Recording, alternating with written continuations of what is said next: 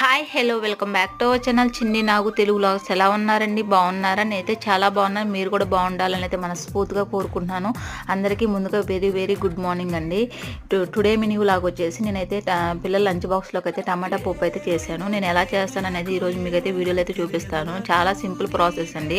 ముందుగా కందిపప్పు అయితే నీట్గా క్లీన్ చేసుకోవాలి. అందులోకి అయితే టమాటా ముక్కలు, ఉల్లిపాయ ముక్కలు, పచ్చిమిరకాయ ముక్కలు, ఉప్పు, కారం, పసుపు, అలాగే చింతపండు అయితే లైట్గా అయితే వేసుకోవాలి. మనం చేసేది టమాటా పప్పు కాబట్టి టమాటా క్వాంటిటీ అనేది ఎక్కువగా ఉండటానికి అయితే చూసుకోవాలి. అప్పుడే టమాటా పప్పు టేస్ట్ అనేది బాగుంటుందండి. అందులోకి మనం కొంచెం లైట్గా వాటర్ వేసుకొని అయితే కుక్కర్ మూత పెట్టుకొని 4-5 విజిల్స్ అయితే రానివ్వాలి.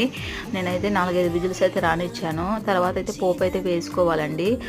టమాటా పప్పులోకి అయితే ఇంగువ యాడ్ చేస్తే మంచి ఫ్లేవర్ అనేది మంచిగా యాడ్ అవుతుంది. టేస్ట్ అనేది చాలా డబుల్ అవుతుందండి.